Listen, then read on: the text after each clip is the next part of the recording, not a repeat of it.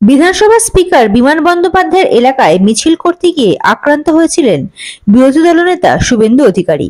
অবশেষে কলকাতা হাইকোর্টের অনুমতি নিয়ে বৃহস্পতিবার বারুইপুরে এসপি অফিসের সামনে বিক্ষোভ সভা করেন তিনি।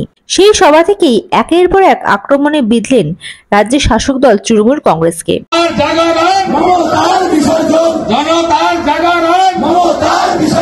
বেকারদের ক্রন্দন, নারীদের ক্রন্দন, হিন্দু যদি বাঁচতে চাও, হিন্দু যদি বাঁচতে চাও, হিন্দু যদি বাঁচতে চাও, রামনবমী হচ্ছে, বড় করে হচ্ছে।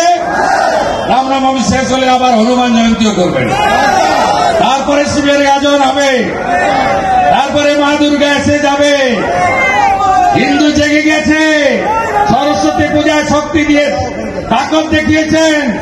মহাকুম্ভে গেছিলেন, ওটা মৃত্যু কুম্ভ নয়, ওটা মহাকুম্ভ।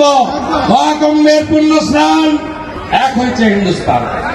শুভেন্দুর দাবি, বিহারে যেভাবে জঙ্গলরাজ খতম করা হয়েছে, বাংলা থেকেও সেভাবে তৃণমূলকে উৎখাত করা হবে। হিন্দুদের ভোট দিতে না দেওয়ার থেকে শুরু করে ভোট পরবর্তী হিংসা থেকে খুন, সন্ত্রাসের মতন অভিযোগ নিয়ে হুঁশিয়ারি দিয়ে বলেন, তৃণমূলী গুন্ডাদের যাবতীয় দুষ্কর্মের হিসাব হবে, হিসাব নেবে বিজেপি। এই মালটা কে জানেন?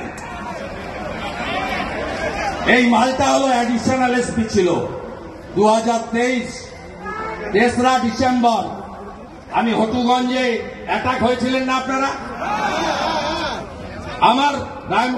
আমার প্যান্ডেল ভেঙে দিয়েছিল আগের দিন,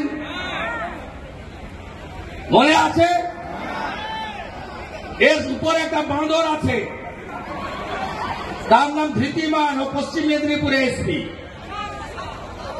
ও ছিল। আর এই যত অপকর্ম আমাকে তৃণমূলের নেতারা ডায়মন্ড হারবার থেকে সকালে মেসেজ করেছে যে এই পলাশ ঢালিয়ে আমাদের বলেছিল ভেঙে দে। সুমিত বলেছে, সুমিত কেমন বাঁচায়, আর সুমিতের ভাইপো ব্যানার্জি কেমন বাঁচায়। পলাশ ঢালি দুবার করলেন, তিনবার করার হিসাব আমি দেব না।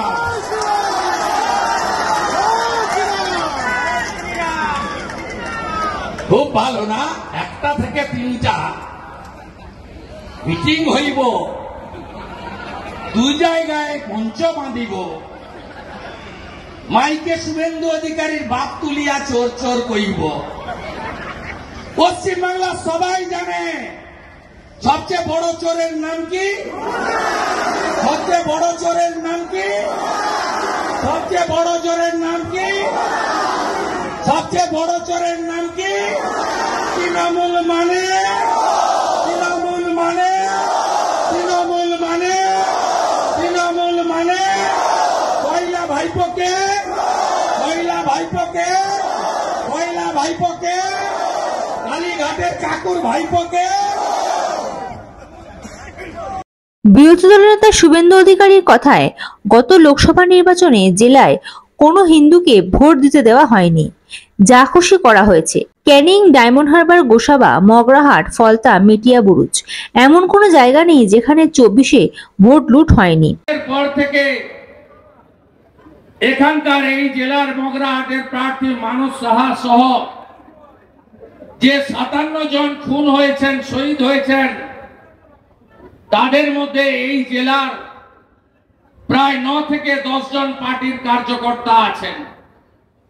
এই সাংগঠনিক জেলায় 21 সালে লোকসভা নির্বাচন, বিধানসভা ভোটের পরে আমি ঘরছাড়াদের কাছে 1 বার নয় 5 বার এসেছি। তখন সুনীল বাবু সভাপতি ছিলেন। আমি দলের পক্ষ থেকে 3 জন শহীদ পরিবারকে চেক তুলে দিয়ে গেছি। আপনাদের দুঃখ, কষ্ট, যন্ত্রণা, চোখের জল, মহিলাদের কান্না, আমাদের সংখ্যালঘু বিজেপি যারা করেন, কুলতলি সহ অন্যান্য জায়গা, তাদের চোখের জল আমি দেখে গেছি। আপনারা রক্তাক্ত হয়েছেন বারে বারে, আপনারা বিচার পাননি। হাইকোর্টের নির্দেশে, সুপ্রিম কোর্টের সমর্থনে 61টা মামলা হয়েছে সিবিআই, খুনিরা জেলে গেছে, আর যারা খুন করিয়েছেন তারা এখনো প্রকাশ্যে ঘুরে বেড়াচ্ছে। এই জেলাতে 2023-এর পঞ্চায়েতের নির্বাচন হয়নি। Bureau report, ND Bangla news. সবার আগে সব খবর, সঠিক খবর পেতে ফেসবুক পেজটি ফলো করে এবং ইউটিউব চ্যানেলটি সাবস্ক্রাইব করে রাখুন আর শেয়ার করতে ভুলবেন না।